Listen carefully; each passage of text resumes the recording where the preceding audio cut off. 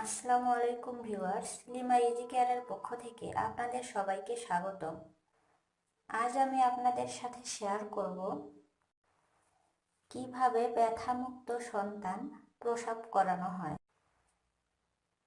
বিশ্বে অস্ত্রোপচারের মাধ্যমে সন্তান জন্মদান বেড়েই চলেছে।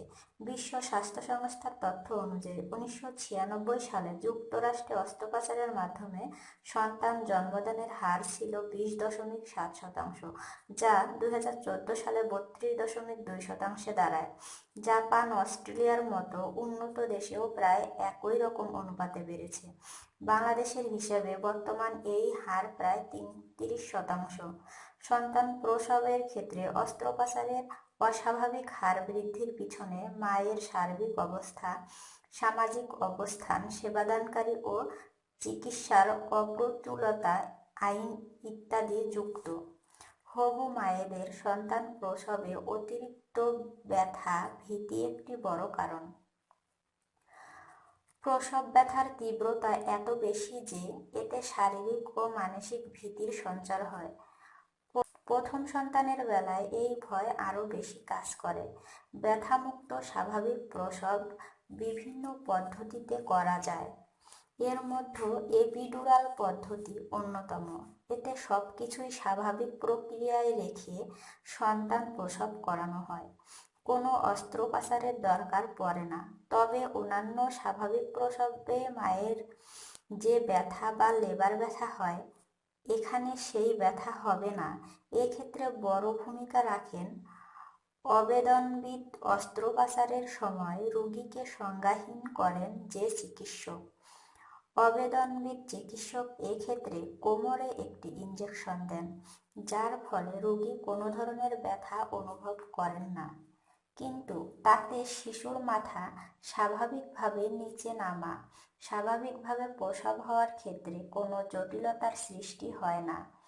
এই ইনজেকশন কোমরের ওই জায়গায় স্থানীয়ভাবে কাজ করে। ইনজেকশন দেওয়ার পর রোগী স্বাভাবিক হাঁটাচলা করতে পারবেন, বাথরুমেও যেতে পারবেন, তিনি তার সন্তানের নড়াচড়াও বুঝতে পারেন। তবে এক্ষেত্রে রোগীকে সার্বক্ষণিক পর্যবেক্ষণে রাখতে হয়। সঠিকভাবে পর্যবেক্ষণ করলে এই পদ্ধতিতে মায়ের ও নবজাতকের তেমন কোনো ক্ষতি হয় না। তাছাড়া ব্যথা কমানোর জন্য ব্যবহৃত ওষুধ মা থেকে শিশুর রক্তে প্রবাহিত হয় না বা এর পার্শ্ব প্রতিক্রিয়া নেই। পদ্ধতিটি খুবই সহজ। এতে দ্রুত ব্যথা কমানো যায় এবং দীর্ঘ সময় ধরে ব্যথা কম থাকে।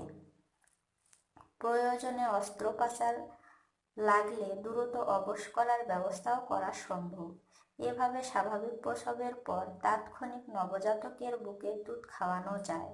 সেবাটি গ্রহণ করার জন্য বাংলাদেশের যে কোনো জেলায় নারীরা গর্ভধারণ করার পর চিকিৎসককে ব্যথামুক্ত প্রসবের ইচ্ছাটি আগে থেকে জানালে একজন বিশেষজ্ঞ অবেদনবিদের পরামর্শ নিতে পারবেন।